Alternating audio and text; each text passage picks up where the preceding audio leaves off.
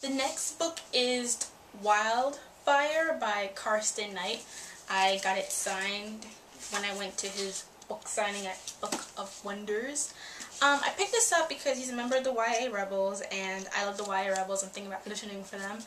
And, you know, after reading the Goddess Test, I was really frustrated with, like, taking mythology and making it for, like, YA, because a lot of the times ancient mythology deals with a lot of very risque, dark themes, and if you're not going to take those dark themes and just go with it, it's hard to really get into it if you have a background of that mythology. This book, however, really reminded me of a light, and I mean really light, version of American Gods. I don't mean the really light part in a bad way.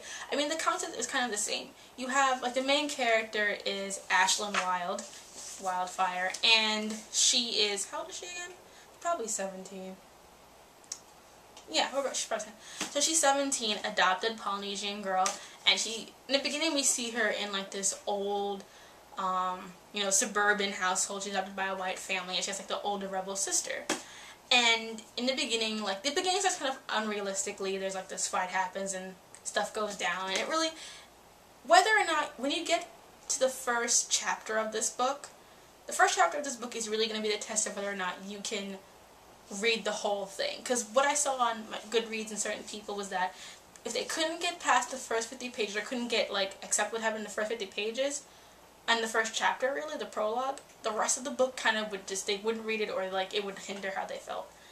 I felt like while the first 50 or so pages was, like, unrealistic, it was still, you know, interesting. It was like, well, I want to see what happens, because, you know, basically shit goes down, and Ash has to go to this new school. And in this new school, she discovers that she and her sister and some of her classmates are the reincarnated versions of gods from all over the world.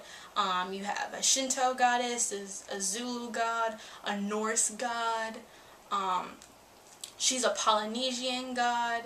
So there's an Egyptian goddess. There's a variety of stuff, which is why I get the American God feel. And for some reason, you know, people really like having Balder a lot in Norse mythology. There's a big thing with that. I'm reading another, like, manga, and it's a Norse retelling, and it's all about fighting Balder. So people like him for some reason. So it was really, it was fun reading this book. I really enjoyed the story of it. I felt like it lagged at certain points.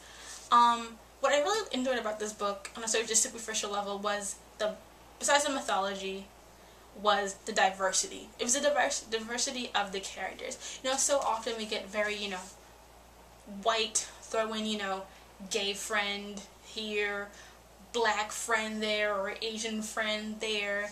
You know, we have a really short telling of, like, having a really, truly diverse cast. And I felt like this story had a really good mixed cast of characters.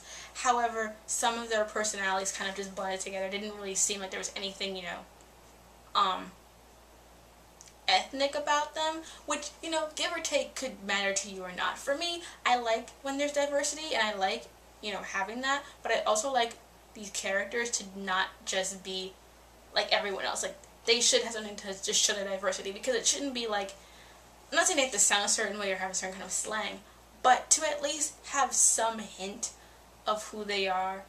You know, just more characterization on the secondary characters, because it's really much Ash's story. She's the main character, but since the supporting character is really strong, I would like to see more of them. The first half was kind of slow, because that's when you're still, like, developing the story.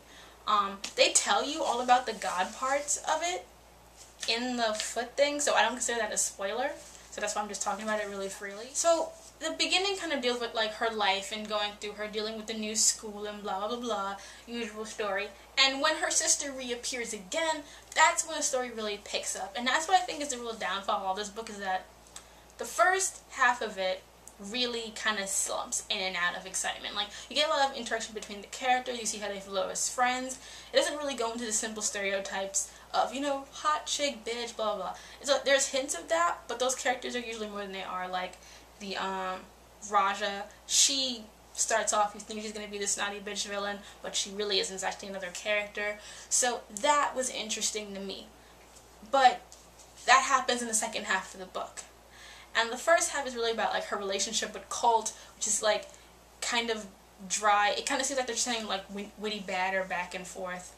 But the second half really is very strong. A lot of stuff happens, a lot of action, a lot of fast pace, and there's a decent death count on it. Like, important people, semi-important, because you could really go how important they are, but important people die towards the end of this book. It's not just, you know, oh, everyone's happy and they live and blah blah. So that, I thought, to me, made it really great. And the ending ends on a cliffhanger.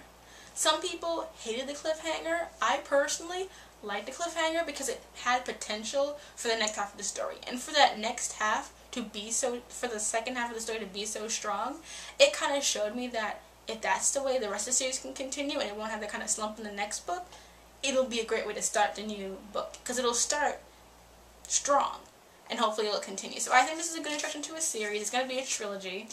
So I like it. I give it 3.5 stars again because, like I said, slump in the beginning, kind of like iffy first prologue, but the second half of it is really strong and really builds up to having a really good sequel. So Wildefire, 3.5 out of 5.